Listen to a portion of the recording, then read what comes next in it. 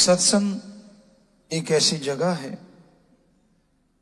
यहां इंसान जब भी चल के आता है अपने पाप कर्मों को, गुजरी हुई जिंदगी में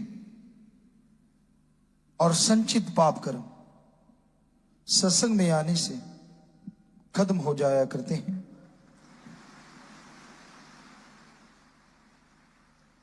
पर पूर्णतः खत्म तभी होते हैं जब इंसान सत्संग पे अमल करता है।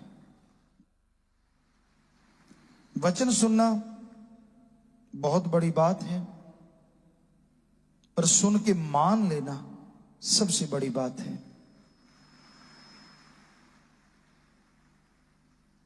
काम वासना क्रोध लोभ मोह अहंकार मन माया,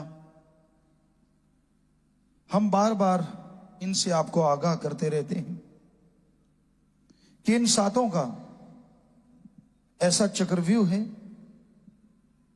मजाल नहीं कि जीव इससे निकल सके। बुरी तरह से इसमें उलझी हुई है दुनिया। मालिक का प्यार, उसकी मोहब्बत को हासिल करना हो तो इंसान सत्संग में चल के आए। पीर फकीर गुरु मुर्शिदे कामिल सत्संग में परमपिता परमात्मा की बात सुनाते हैं। जो बात सुन के अमल कर लेते हैं उन्हें अंदर बाहर कोई कमी नहीं रहती। कई बार सत्संगियों को यह होता है कि जिसका 10वां द्वार खुलता है, क्या फर्क होता है उसमें? जिसका 10वां द्वार खुल जाता है उसके अंदर आत्मिक शांति बेइंतहा आ जाती है। इतना आत्मबल पैदा हो जाता है कि वो कभी काम वासना क्रोध लोभ मोह अहंकार मन माया में उलझता नहीं। इतना बलवान हो जाता है कि वो अपने ऊपर मन को कभी हावी होने नहीं देता, शांत चित्त रहता है और शांत चित्त रहता हुआ अपनी मंजिल पे आगे बढ़ता रहता है। उसके अंदर सहन शक्ति बेहद बढ़ जाती है और सहन शक्ति का बढ़ना आत्मबल का ही एक रूप है। ये घोर कलयुग का समय है और इस घोर कलयुग में आदमी हद से ज्यादा गिरते जा रहे हैं। दिखने में कुछ और, करने में कुछ और। आज आम इंसानों का ये फितरत हो गया है या आदत बन गई है। बुरे कर्म करना भक्ति की सीमाओं को खत्म करता है। इसलिए बुरे काम ना करो, बुरे कामों से परहेज करो। इंसान पीर फकीर के वचनों पे चलता हुआ 100% अमल करता है तो राख की चुटकी भी उसके लिए हीरे जवाहरात बन जाया करती है। और वचनों पे अमल नहीं करता तो हीरे डायमंड भी राख बन जाते हैं। वचनों पे अमल कैसे करें? घोर कलयुग है, तो ऐसे समय में सुमरन का पक्का बने। आधा घंटा, चलो 15 मिनट, 10 मिनट सुबह इतना ही समय शाम को मालिक में भक्ति में लगाना ही होगा। सेवा करो, दृढ़ यकीन रखो। सहजोबाई एक भक्तनी हुई। किसी ने उससे सवाल किया कि अगर आपको भगवान मिल गया तो क्या आप अपने गुरु पीर फकीर को छोड़ दोगे? जब भगवान ही मिल गया तो उसने जवाब दिया, भगवान ने आना है तो मेरे गुरु का रूप धारण करके आए, वरना मैं भगवान को कोड़ी कुश्ती से भी गया गुजरा समझूंगी, क्योंकि उस जमाने में कोई कोड़ी कुश्ती के पास नहीं बैठता था। तो बहुत बहुत बड़ी बात, ऐसा दृढ़ यकीन हो, इतना ज्यादा, फिर बचनों पे अमल भी अपने आप होता चला जाता है और खुशियां भी अपने आप आती चली जाती हैं। पर इतना दृढ़ यकीन सेवा सुमरण से होता है। तो भाई सुमरन किया करो, सेवा किया करो, सत्संग में आया करो और सुन के अमल कमाया करो, ताकि जीवन की आदर्श की प्राप्ति हो, आत्मा परमात्मा का मेल हो और जीते जी आप परमानंद की प्राप्ति कर सके। जो समय चल रहा है इसमें यकीन के काबिल अगर कोई है, भरोसा जिस पे किया जाए, वो है ओम हरि अल्लाह वाहिगुरु राम सतगुरु मौला। अदरवाइज संसार में खाऊ यार हैं, लोगों का प्यार सिर्फ लेन देन से है, पैसा मिलता रहे, खुशियां आती रहें, कर्म कटते रहें तो सतगुरु मौला अच्छा लगता है। बिगन आ गया, कोई मुश्किल आ गई तो लोग किनारा कर जाते हैं अपनी खुशियों से, अपनी दयामय रहमत के नजारे से, क्योंकि पीर फकीर तो सबका भला सोचते हैं। वो नहीं चाहते कि कोई राम से दूर हो, हमेशा हर किसी को मालिक से जोड़ के रखते हैं ताकि तमाम खुशियां लगातार मिलती रहें। सेवा और सुमरन जितनी आप करते जाओगे उतनी ही झोलियां भरती जाएंगी। लेकिन इनमें जो बाधा आती है, काम वासना, क्रोध, लोभ, मोह, अहंकार, इनकी वजह से ही बाधा आती है। यही वजह है जिसके कारण इंसान दुखी होता है, परेशान होता है, गमगीन होता है। आज के दौर में लोग आपसी प्यार मोहब्बत, आपसी रिश्ते नाते निभाते तो हैं, पर गर्ज की वजह से। बेगर्ज मोहब्बत करने वाले भी हैं लेकिन बहुत कम है। गर्जी प्यार है रिश्ते नातों में। सबसे बड़ा रिश्ता मां और बेटे का माना जाता है। लेकिन आप सोच के देखो, बेटा अपनी मां को आंखों से ओझल नहीं होने देता जब तक उसका दूध पीता है, जब तक उसकी फीड लेता है। जब तक खुद अपने कपड़े नहीं बदल पाता, जब तक खुद टट्टी पेशाब जाता नहीं, क्योंकि मां पे निर्भर होता है तो मां से बड़ा ही प्यार होता है। थोड़ा सा बड़ा हो जाता है,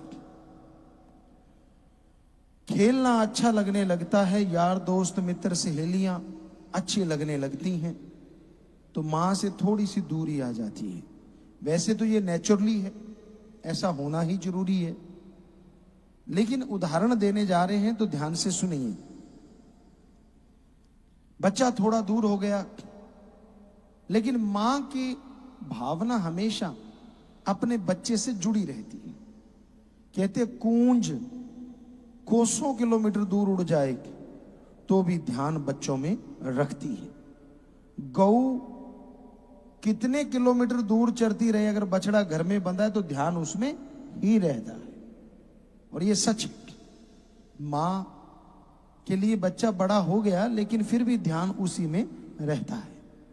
बच्चा खेलता है खिलौनों के साथ, पढ़ाई करने लगा, यार दोस्त मित्र मिलने लगे, सहेलियां मिलने लगी, करते करते करते करते जवानी का समय आ जाता है और मां बाप से काफी दूरी हो जाती है। जब छोटा था उसके मुकाबले अब जरूरी नहीं समझता हर बात अपने मां बाप से शेयर करना, जरूरी नहीं समझता हर निर्णय मां बाप के अनुसार लेना।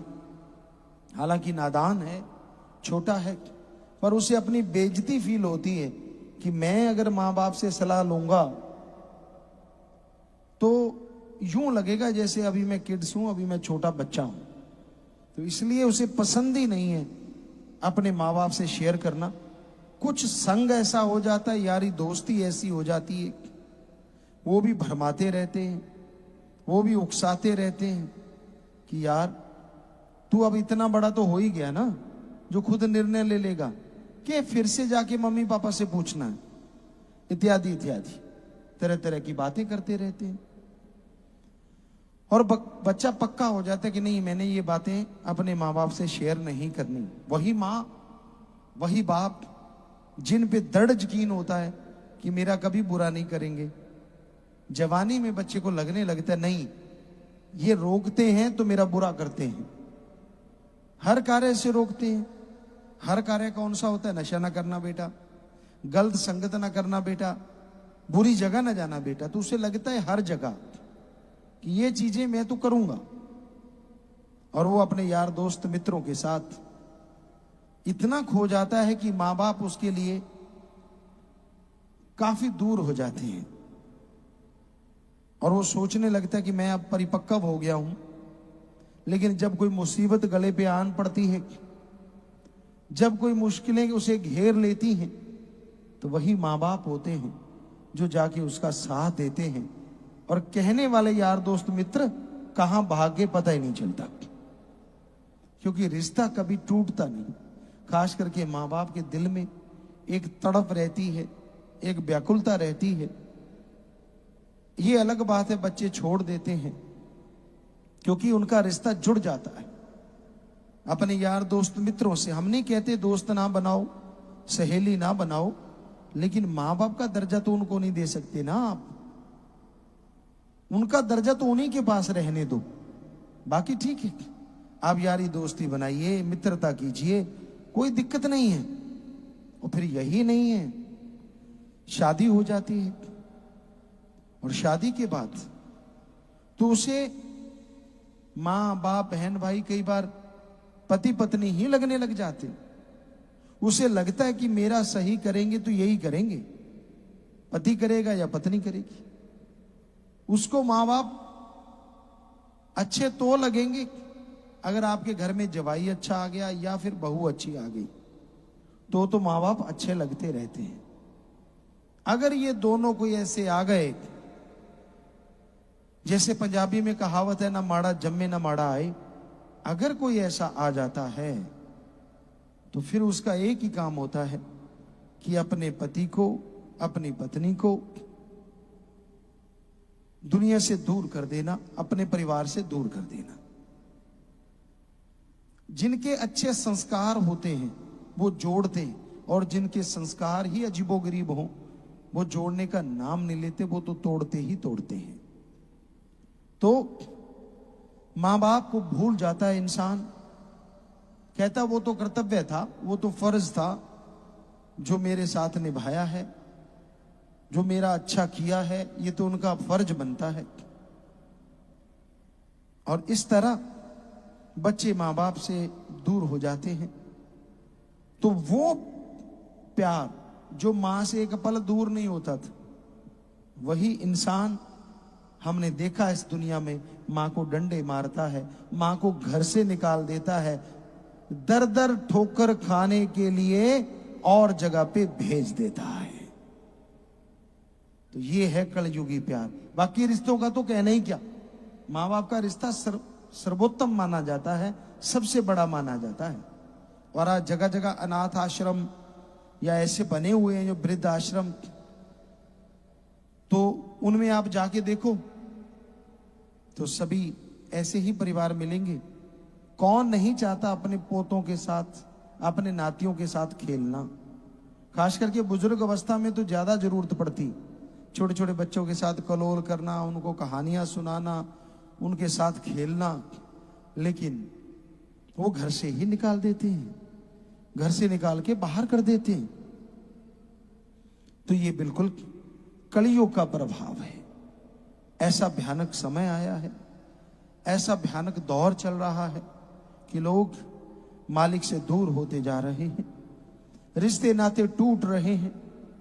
और यहां तक देखने में आता है लोग अपने मालिक को, सतगुरु पीर फकीर को बुद्धू बनाते हैं, गलत कर्म करते हैं और उसकी परवाह भी नहीं करते, झूठ बोलते हैं।